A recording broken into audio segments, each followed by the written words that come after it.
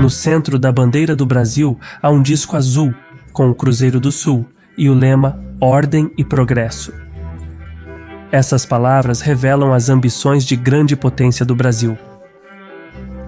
Com vastos recursos minerais, a Amazônia e metade da América do Sul em área e população, poucos negam seu potencial geopolítico.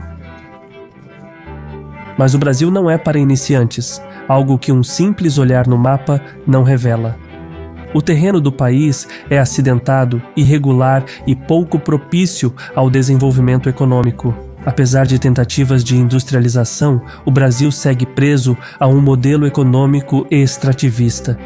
Mais preocupante é sua política interna fragmentada, que abre espaço para interferência externa. O que move o Brasil e por que essa terra do futuro ainda está presa ao passado?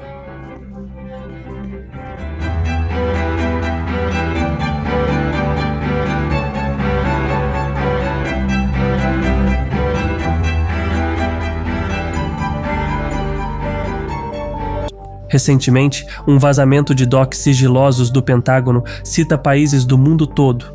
O vazamento também mostra Washington espionando aliados, incluindo o Brasil. Obviamente, o Brasil não está nada satisfeito com isso. Em 2013, os vazamentos da NSA prejudicaram muito os Estados Unidos no Brasil. Curiosamente, muitos aliados minimizam o vazamento como desinformação. Ninguém quer romper relações com os Estados Unidos. De qualquer forma, é a pior falha de inteligência americana em uma década. Próxima à África e longe da Europa e América do Norte, o Brasil teve papel crucial na geoeconomia global. Em 1494, Espanha e Portugal dividiram o Novo Mundo pelo Tratado de Tordesilhas, dando a costa brasileira a Lisboa. Porém, o potencial de desenvolvimento dessa terra não era óbvio de imediato. O litoral montanhoso era belo, mas a falta de planícies e a vegetação densa o tornavam pouco atraente para a colonização. Lisboa deu terras a portugueses ricos, esperando que arcassem com os custos de limpeza e infraestrutura nas escarpas. Mas nos negócios, natureza e vida humana são baratas. O desenvolvimento ocorreu em torno de economias de escala, como culturas de alto valor por peso, tipo açúcar. Isso levou os colonos a importar quase 6 milhões de africanos escravizados nos 350 anos seguintes para formar a mão de obra das plantações. O resultado foi uma sociedade oligárquica com uma grande classe baixa afro-brasileira. A dependência de exportações de monocultura gerou lobbies agrícolas poderosos e, após a independência, o governo federal adotou suas prioridades. O Brasil ficou preso ao ciclo de commodities. Indústrias como borracha e café prosperavam, mas quebravam em crises globais. Pior, a concentração geográfica dos lobbies alimentou o regionalismo, com diferentes setores disputando apoio federal. Mas a quantidade tem uma qualidade própria, e o fato do Brasil evitar a fragmentação que atingiu a América Espanhola fez o Brasil líder regional. O Brasil moderno domina o continente, fazendo fronteira com todos os países sul-americanos, exceto Chile e Equador. Essas fronteiras são reforçadas por barreiras naturais: Amazônia ao norte, Andes a oeste e Pantanal a sudoeste. Isso permitiu ao Brasil expandir para o Cerrado, savana tropical do tamanho da Groenlândia, com terras aráveis. Mas a transição de colônia para a potência não foi fácil. Desenvolver a região do Cerrado foi especialmente desafiador. Seus solos ácidos exigem correção para produzir culturas convencionais. Embora faça fronteira com o Rio da Prata, o acesso aos rios navegáveis é limitado, pois as fronteiras do Brasil terminam antes dos pontos comercialmente viáveis. Isso aumenta os custos de transporte, já que as cargas devem ir até as estreitas planícies costeiras onde é possível ter infraestrutura portuária. Os gargalos resultantes deixam portos como Santos, o maior da América do Sul, sujeitos a congestionamentos. O interior elevado também dificulta o desenvolvimento de infraestruturas nacionais, causando fragmentação geográfica e acentuando o regionalismo. Mesmo assim, crises às vezes estimularam o Brasil a tentar superar essas limitações. A crise global dos anos 30 causou problemas de pagamento, mas enfraqueceu lobbies agrícolas, permitindo que Getúlio Vargas buscasse industrialização por substituição de importações. Suas medidas econômicas nacionalistas incluíam subsídios, cotas e tarifas para proteger a indústria brasileira da concorrência externa.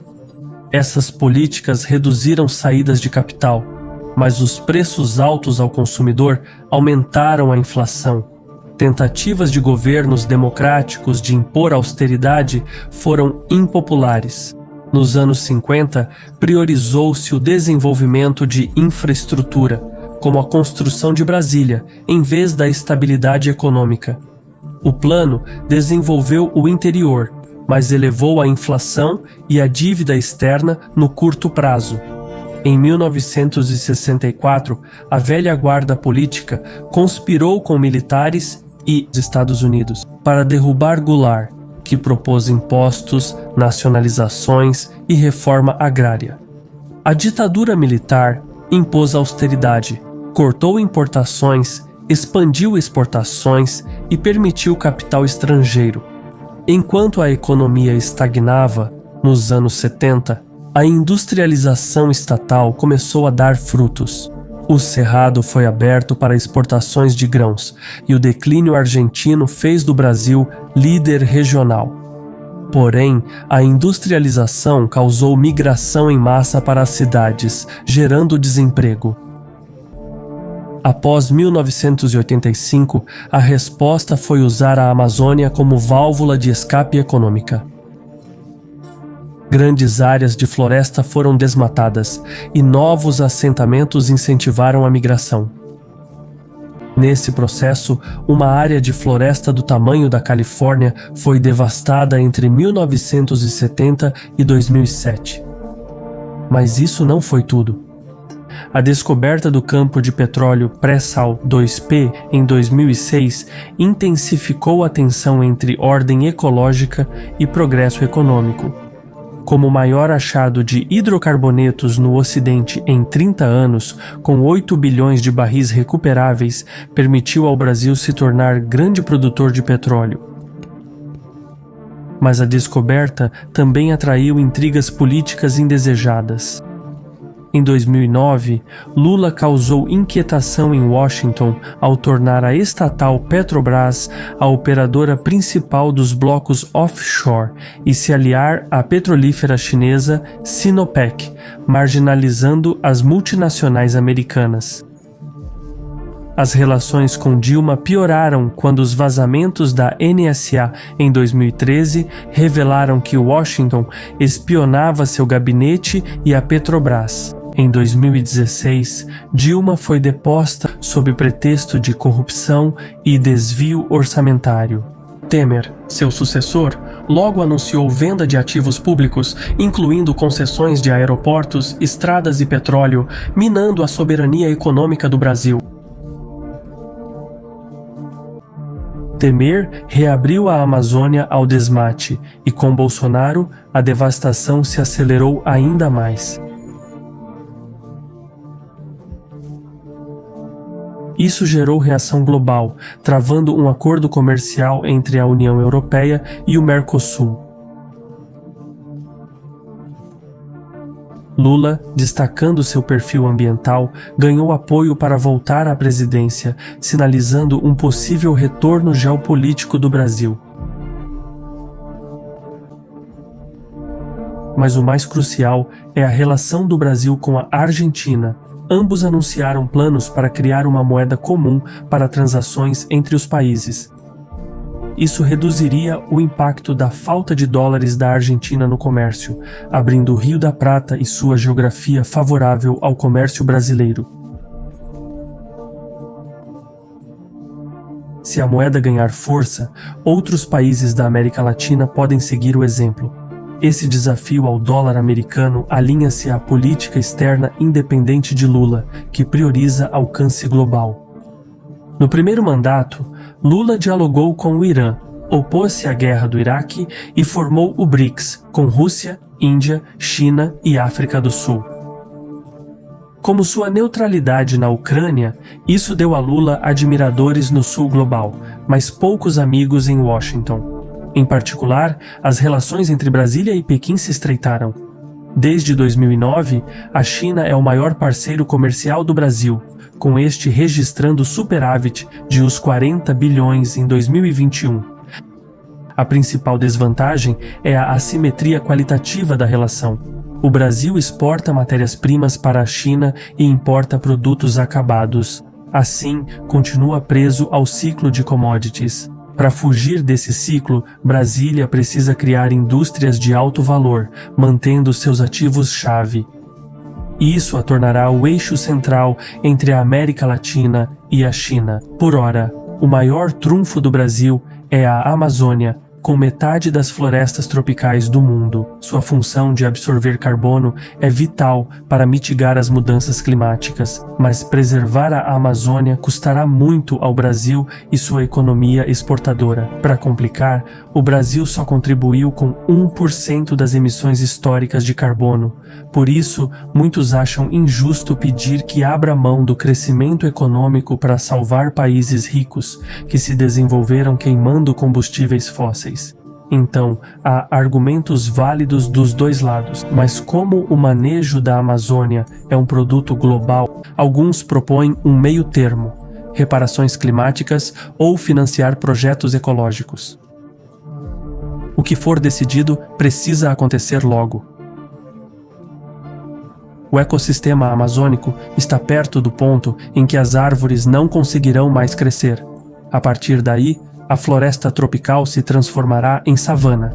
Se isso ocorrer, o dano à biosfera tornaria o debate climático irrelevante, restando só a disputa pelo estado mais rico nas cinzas.